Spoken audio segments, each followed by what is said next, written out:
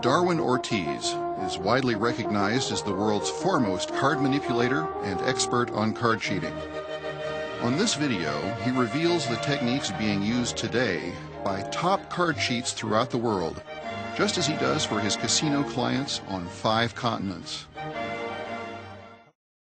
So I just opened a brand new deck of cards. I removed the jokers, and because it is a brand new deck of cards, you'll see that they are in exact numerical order.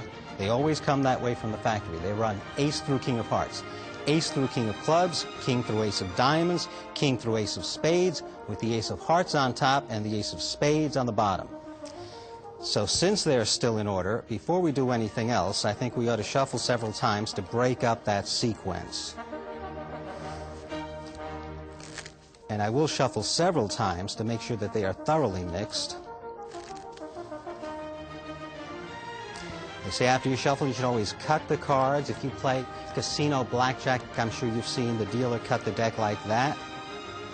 Oh, I'm sorry, we still have the same card on top of the deck. We still have the ace of hearts on top of the deck. So I'll give the deck a cut to bury that ace of, well, actually, this does give you an idea of the possibilities, because not only do we still have the same card on top, we still have the same card on the bottom, and we still have the cards in exactly the same order, which is running ace through king of hearts, ace through king of clubs, king through ace of diamonds, king through ace of spades.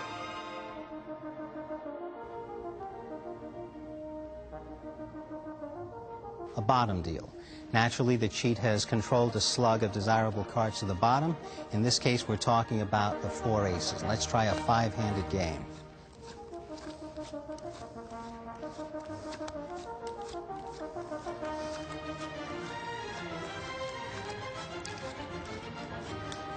You can see the aces are no longer on the bottom because they're now in my poker hand.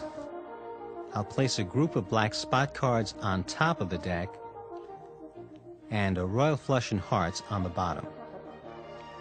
In the various forms of stud poker, the whole cards are dealt face down, but the other cards are snapped face up as they're dealt.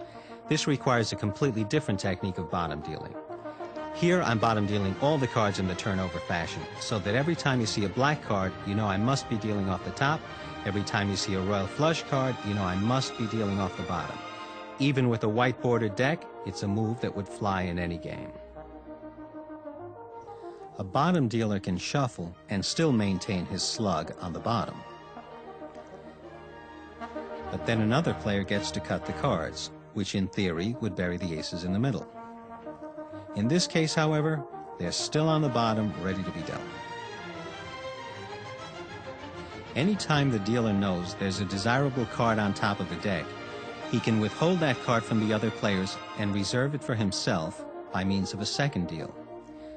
The ace of spades is still on top. These cards were all pulled from directly under the ace, from the second from top position.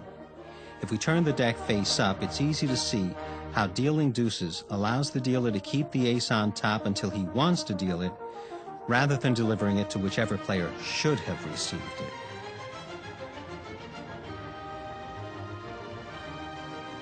The most legendary of all crooked dealing techniques is the center deal.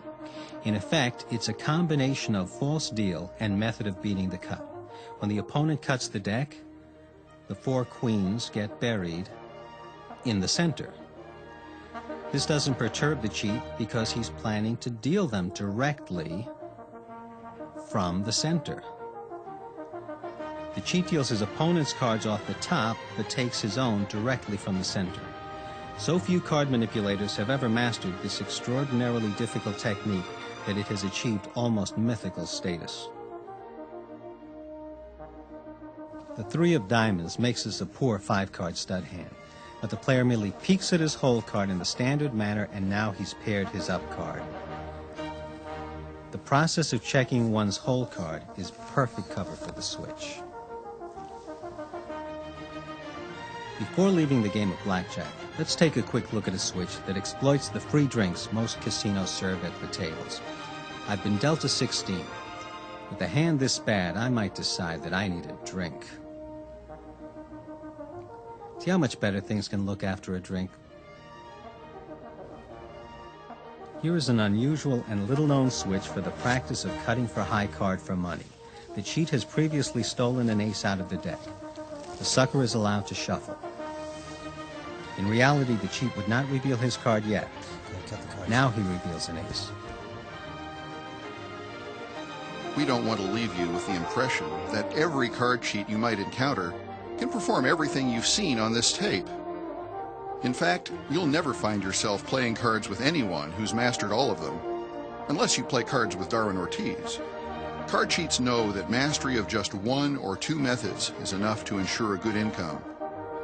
It's also true that you'll probably never encounter anyone in a game who can perform these various techniques as well as Mr. Ortiz does.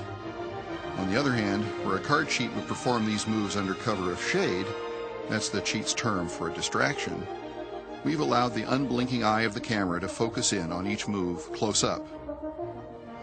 Where a card cheat might perform 2 or 3 second or bottom deals in a round of play, we've taken each move to the limit to give you as many opportunities as possible to study it. While in actual play there's never any advance warning that cheating is about to take place, we've given you a chance to view these methods, knowing full well that trickery was about to occur. Well, now you have a much better idea of what you're up against. So keep your eyes open, and good luck.